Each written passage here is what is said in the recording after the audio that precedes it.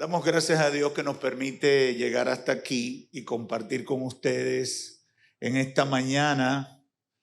El pastor Randy nos pidió que estuviéramos con ustedes mientras él estaba de viaje y por esa razón estamos aquí. Los pastores nos damos la mano, nos ayudamos y hace unos meses yo tuve un problema de salud y le pedí al pastor, dame la mano.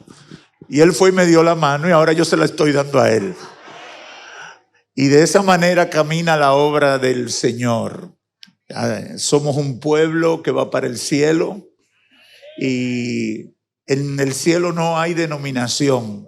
Hay solo un pueblo, los lavados por la sangre de Cristo Jesús. Amén.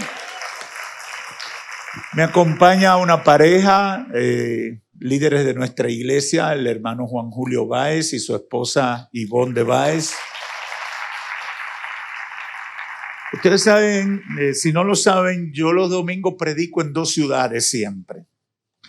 Los hermanos están orando para que el helicóptero llegue pronto, porque yo predico a las 8 en la Romana y a las 11 en la capital.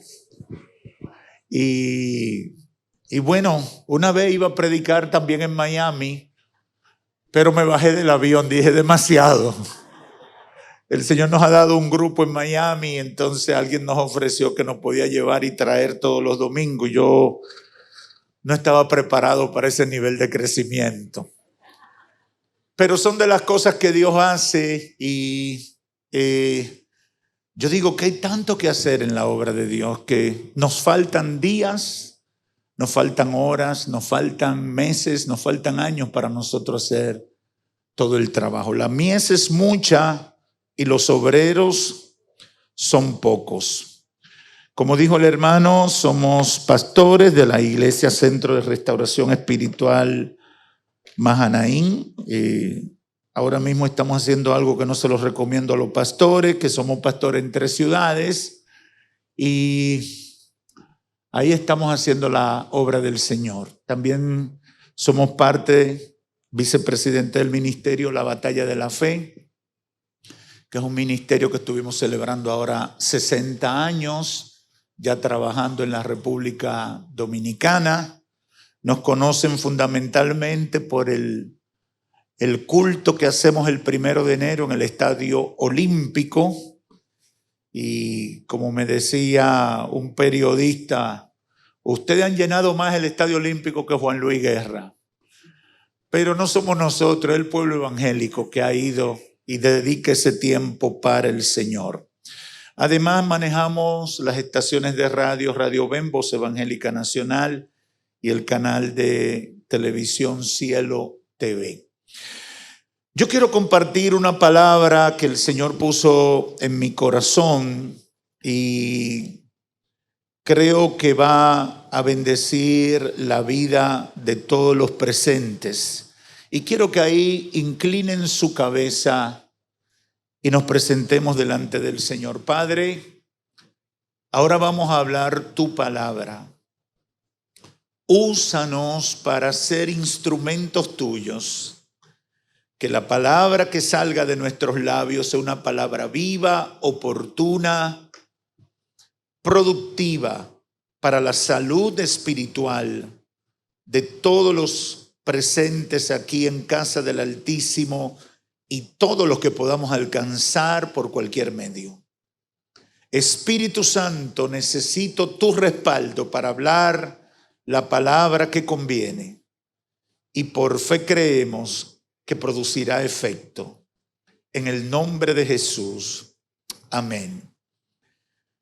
Quiero comenzar leyendo Lucas capítulo 8, verso 22 al 25, donde dice el evangelista: aconteció un día que entró Jesús en una barca con sus discípulos y les dijo: pasemos al otro lado, y partieron.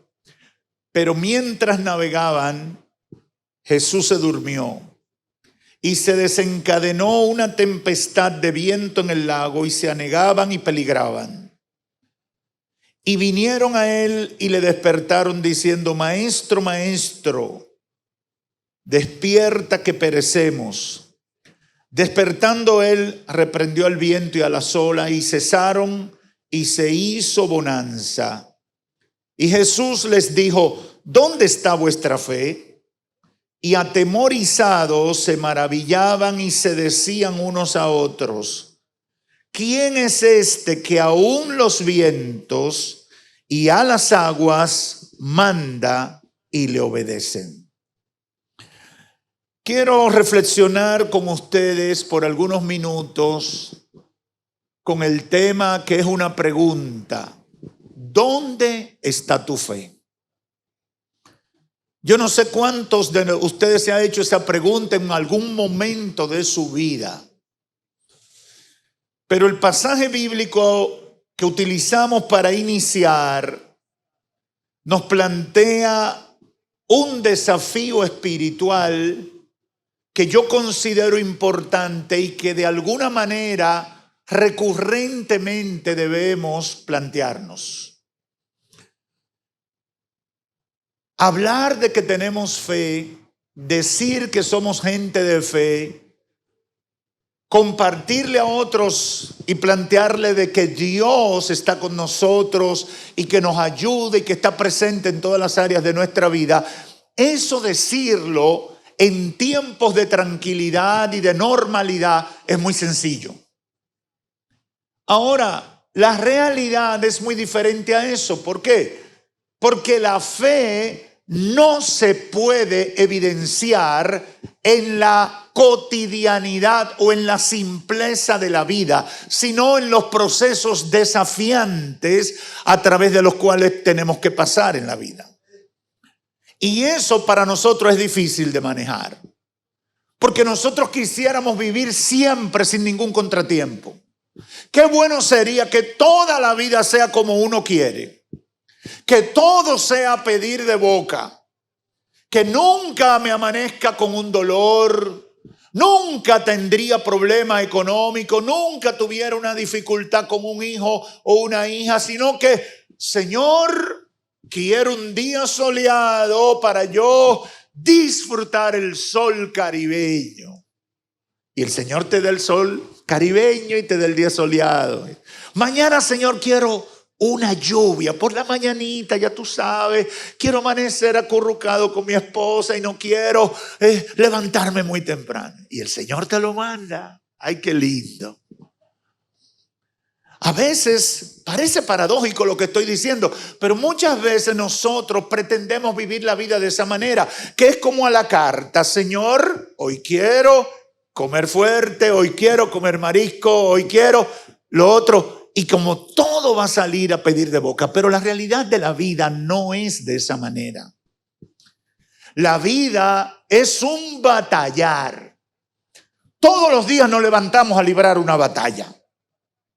Una batalla con lo que sabemos, con lo que esperamos, pero también es una batalla con lo inesperado. El jueves 2 de marzo de este año, me levanté como cada jueves, me preparé para predicar en la noche. Fui a nuestra oficina y comencé mi trabajo normal y todo, di mi programa de televisión, tenía una reunión de consejería con unas personas, etcétera. Todo iba muy bien, todo iba normal, todo iba planificado según el día, pero de repente, alrededor de las 12:40 de la tarde, sufrí un desmayo. Me desmayé, yo nunca me había desmayado. Me desmayé, perdí el conocimiento, me fui. La persona que estaba frente a mí salió corriendo a pedir ayuda.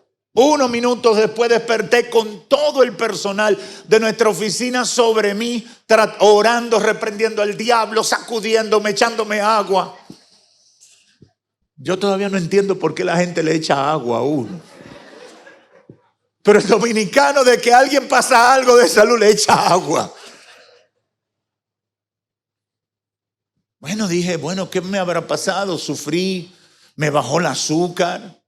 En principio pensé que se me que me había dado un infarto, como ahora están de moda los infartos, sobre todo con jóvenes de más de 50 años como yo.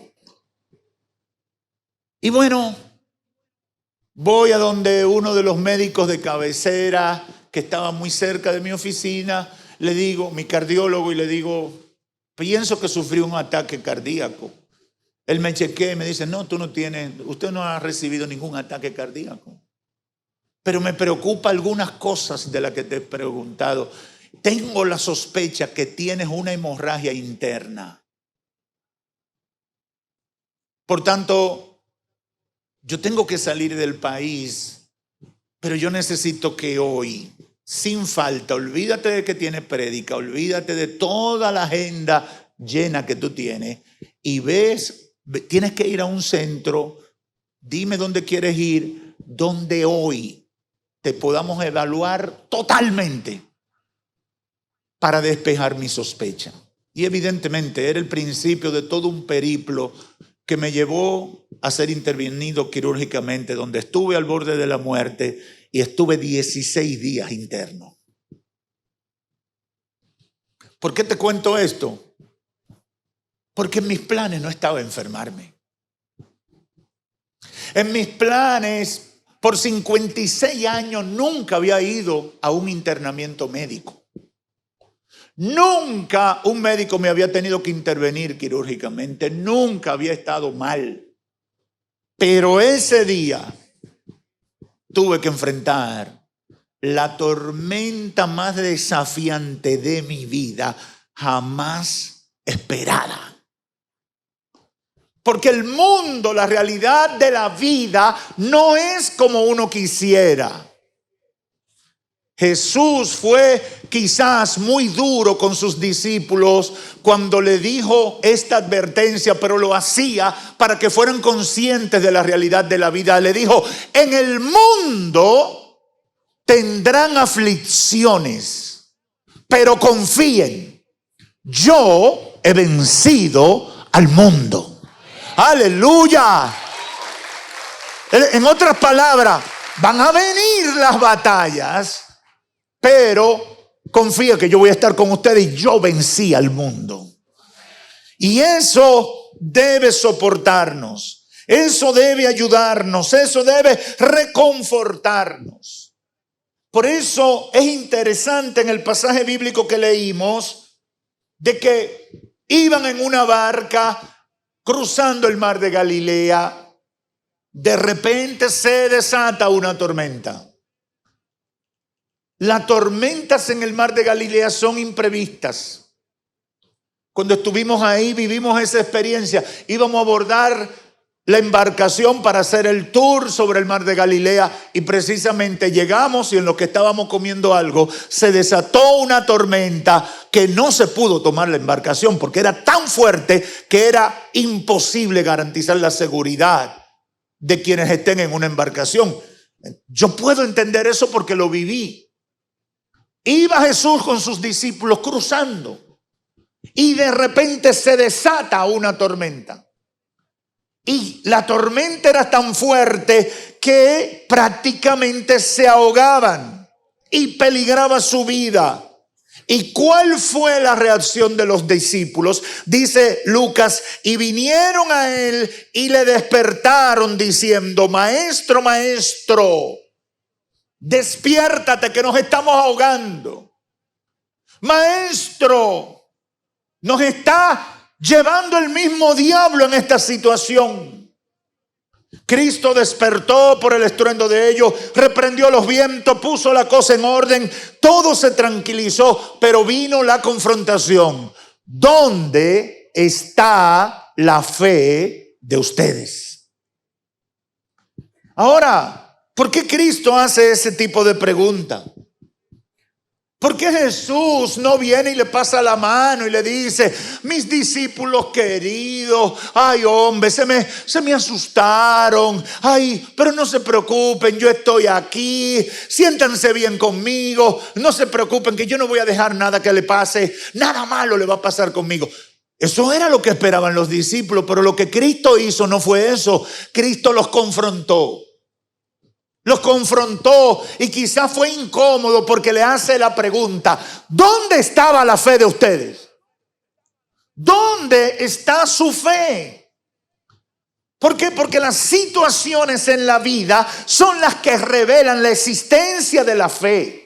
Y son las situaciones para las cuales el Espíritu Santo ha impartido fe en nosotros. Y eso es importante, muy importante que lo tengamos pendiente. En Lucas 9:37 a Jesús le traen un endemoniado.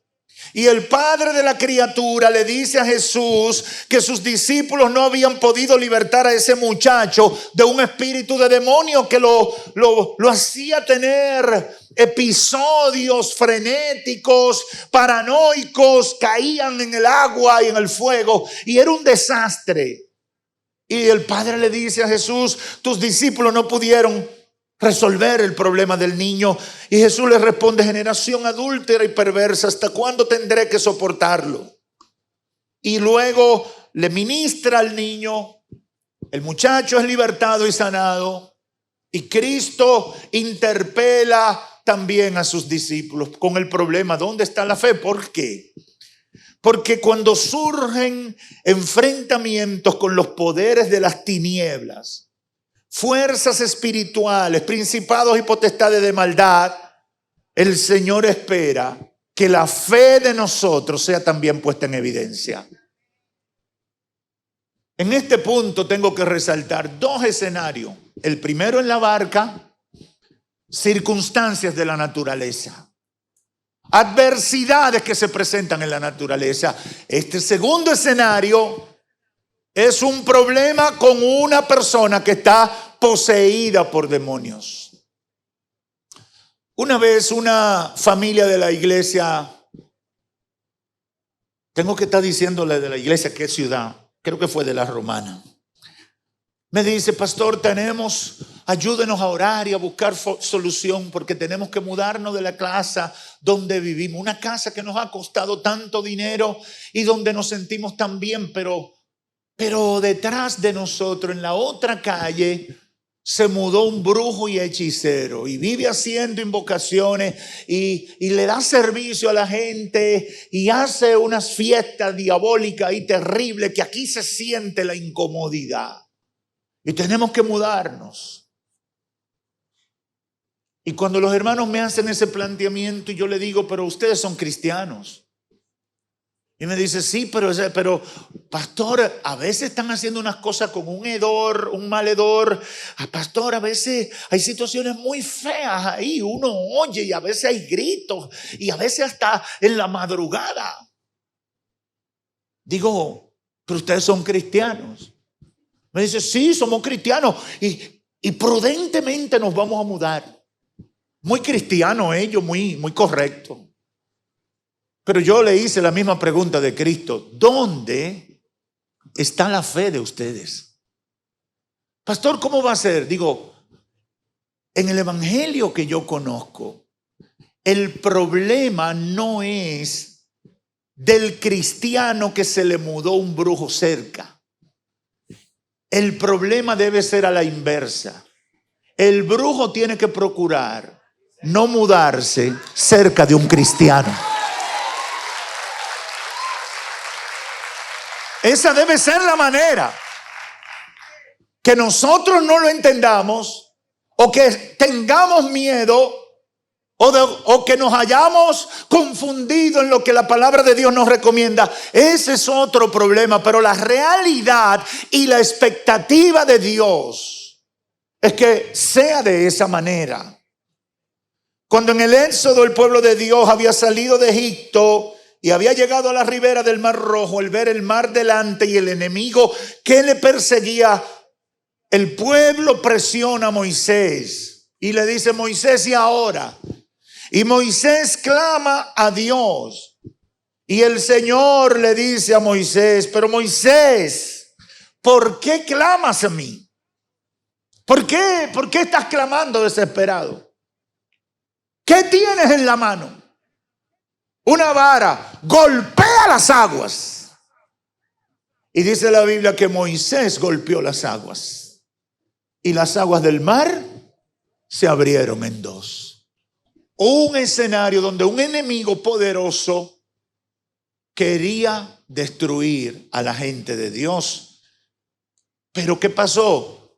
La crisis, la amenaza, infundió temor y puso en evidencia que la fe era muy débil o inexistente en la gente que había visto el poder de Dios, liberándolo a través de un proceso de 10 plagas apocalípticas frente al faraón y todo el poderío egipcio.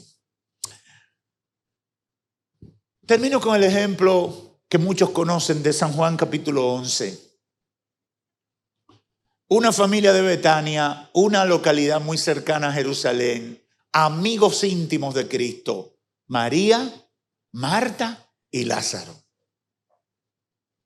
Lázaro enferma, le mandan el aviso al Señor, el Señor se tarda y Lázaro se muere. Unos días después llega el Señor, llora frente a la tumba de Lázaro, le duele lo que está viendo. Y todo el mundo dice, se ve que lo amaba, pero si lo amaba, ¿por qué no vino antes?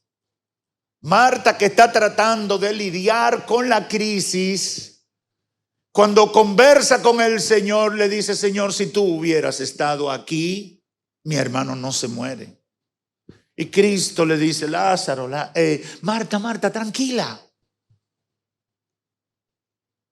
Marta no entiende y sigue luchando. Finalmente Cristo, frente a la tumba de Lázaro, le dice a Marta, Marta, ¿no te he dicho que si crees verás la gloria de Dios? Ahora, esa crisis con la muerte de su hermano puso en evidencia de que Marta creía en el poder de Dios siempre y cuando no se muriera. Pero la fe no le alcanzaba para si el caso terminaba en un deceso, en una muerte.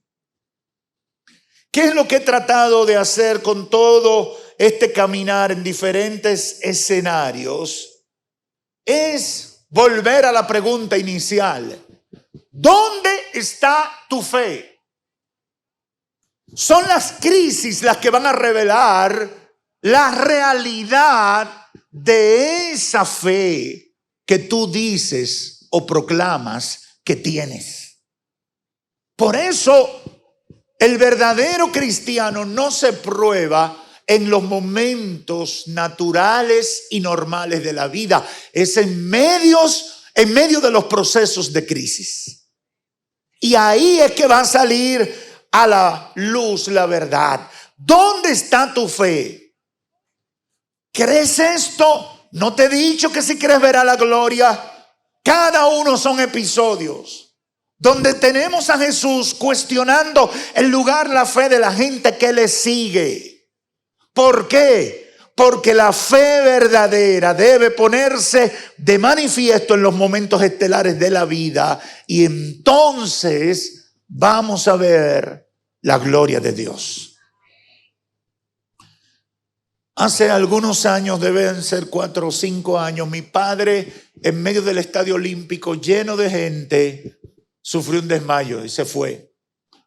Para mí y para unos médicos amigos y pastores que estaban ahí cercanos, un especialista, internista, cardiólogo, el episodio que él vivió fue de un accidente cerebrovascular por todas las características. Pero cuando él se desmaya, yo soy el primero que me doy cuenta porque lo conozco y yo creo que yo estaba al lado, no sé si era del presidente o alguien así de mucha importancia en el país. Y entonces yo inmediatamente entro en escena, le doy soporte, tomo el micrófono y comienzo a ministrar. Un estadio lleno con 60,000 personas, hay que tener mucho cuidado con lo que se dice desde un micrófono. Porque una estampida puede producir una muerte masiva de personas. Ustedes han visto que en juegos de fútbol, en grandes manifestaciones han pasado catástrofes por una estampida, porque las multitudes son difíciles de controlar. Ahora, cuando mi padre se desmaya y entro y comienzo a ministrar, la gente, luego que pasó el incidente, me felicitaba. ¡Wow, qué tremendo! Tú eres lo máximo, el Señor te usó. Lo que la gente no sabía es que dentro de mí había una revolución terrible. Yo me estaba desplomando. Usted sabe por qué. No sé si a alguno de ustedes le ha pasado, pero yo comencé a pensar en todo lo que implicaba la muerte de mi papá en ese momento. Y yo comencé a pensar en todos los problemas, en todas las situaciones, en todo. Fue como que te pasan un video en alta revolución, todos los problemas que se iban a desencadenar. De ahí en adelante, todo eso estaba pasando por mi cabeza, pero en el momento yo estoy tomando un micrófono y orando y convocando al pueblo a orar. Y tú sabes qué fue lo que pasó. No fue que no sentí temor, no fue que no me sentí presionado por la circunstancia. Lo he dicho, me sentí que me desmoronaba. Pero vino el Espíritu Santo de Dios y como guía ministró a mi espíritu. Proclama lo que predicas. Levántate como tú has proclamado tantas veces. Yo soy real, yo soy fiel y yo soy verdadero. Y uno entonces comienza a reaccionar no como se siente, sino como cree. No como se percibe, sino por la palabra que ha salido de la boca de Dios, que tiene un peso sobre tu vida. Yo no sé si aquí hay gente que me está entendiendo lo que te estoy diciendo. No es que no me duele, no es que me estoy volviendo loco con la situación. Es que la fe está imponiéndose sobre la circunstancia. Eso es fácil decirlo, pero eso no es tan sencillo ponerlo en práctica. ¿Dónde está tu fe? La recomendación es: trata de que brille. No importa la circunstancia por la que tengas que atravesar. No importa. Tengo un problema económico, la empresa está a punto de colapsar. Yo creo en Dios. Yo soy un hombre de Dios. Dios abrirá sendas donde no hay. Abrirá caminos donde no existen. Yo creo en el Señor. Tengo un matrimonio que todo el mundo, todos los consejeros te dijeron: bota eso, olvídate de eso. Ahí no hay nada que hacer. Yo creo en el Señor. Yo tengo mi fe en el Señor. Ay, pero si fuera tú, yo estuviera tomando ansiolítico. Yo creo en el Señor. Si yo fuera tú, me hubiera dado un tiro. Yo creo en el Señor. Mi fe está puesta en la roca inconmovible de los siglos, que es Cristo Jesús. Dios espera de nosotros eso. ¿Dónde está tu fe, discípulo? ¿La tormenta te la hizo perder? ¿La tormenta te llevó a claudicar y pensar que Dios se olvidó de ti? Tienes que callarle la boca a la tormenta y al diablo que la está incentivando. Yo estoy confiado que con mi fe yo alcanzaré la victoria. Yo debo vivir confiado de que con mi fe yo voy a superar toda adversidad. No necesitamos hacer muchas cosas. Los discípulos le dijeron a Jesús: sálvanos que perecemos. El pueblo le dice a Moisés: nos hubiera dejado en Egipto para venir a morir en este desierto. Marta le dice al Señor, siendo la más cristiana de su hermana: si hubieras estado aquí. Sí, yo sé que la resucitación no será ahora, sino en el día postrero. Señor, han pasado 4 días. Siempre tenemos un lenguaje. Siempre tenemos una reacción que no va conectada con la fe. Hay que cuidarse de eso. Hay que cuidarse de eso. Eso es un lenguaje de derrota. que busca suplantar la fe que debemos tener en Dios, que es la que nos sostiene.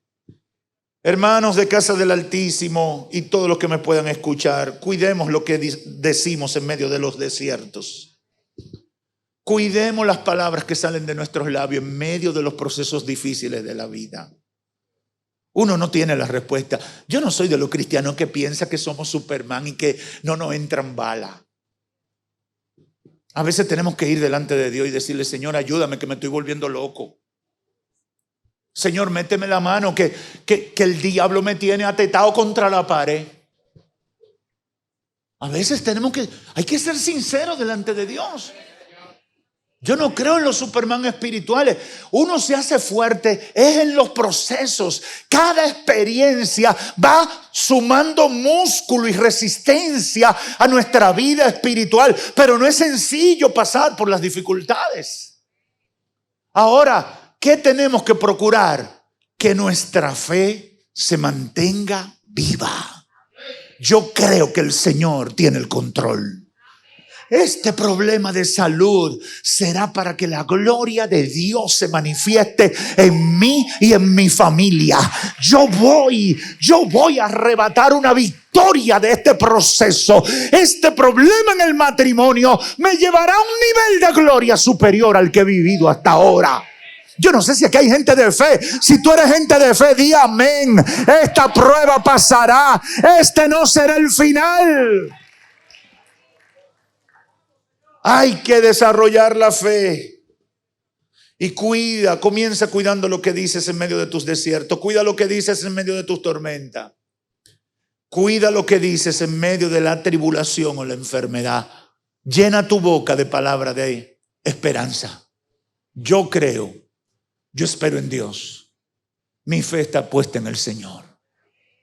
De la manera que Dios me sacó del problema pasado, de esa misma manera me sacará del próximo.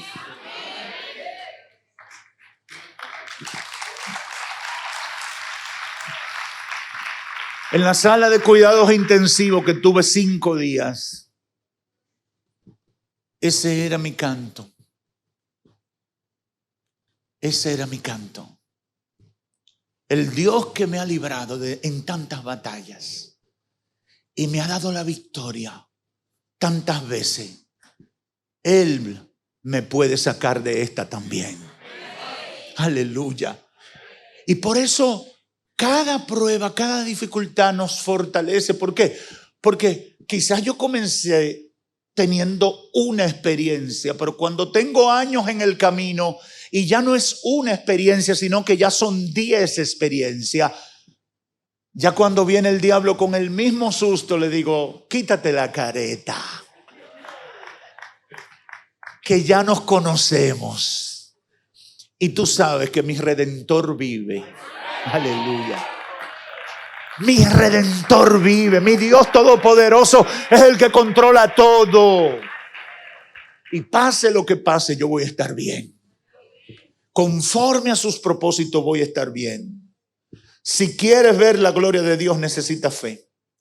Necesitas fe para cuando vienen las tormentas a tu vida. Necesitas fe para ver la gloria de Dios cuando los poderes de las tinieblas se levantan contra ti. Necesitas fe para no desesperarte cuando estás atrapado. Necesitas fe para esperar que un milagro ocurra en medio de tu adversidad. Pero para lo más importante que necesitas fe es para salvarte. Porque dice Hebreos 11:6, sin fe es imposible agradar a Dios, porque es necesario que el que se acerca a Dios crea que Él existe y que Él es galardonador de los que le buscan. Amigo, amiga que estás aquí, que viniste quizás invitado por algún miembro de esta iglesia, tienes que tener fe para convertirte a Cristo. Tienes que tener fe para tomar tu decisión por Dios. Ese es el principio de todo. De todo. No me digas que tienes fe si no te atreves a creer en Dios para declararlo Señor y Salvador de tu vida y comenzar a vivir de acuerdo a los mandamientos de Dios. Ese es el principio. Se necesita fe para eso. Y si tú no aprendes a tener fe para eso, no vas a tener fe para que Dios te sane de un cáncer.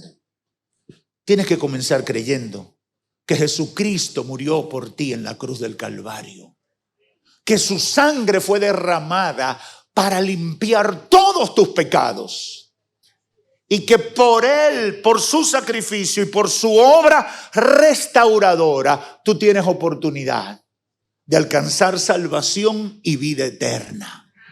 Por eso mi consejo para terminar es: conviértete a Cristo. Entrégale tu vida a Cristo Jesús. Es lo mejor que te puede pasar en esta tierra, en esta vida y en la vida eterna. Sin fe es imposible agradar a Dios. Sin fe es imposible acercarse a Dios. Conviértete a Cristo ahora.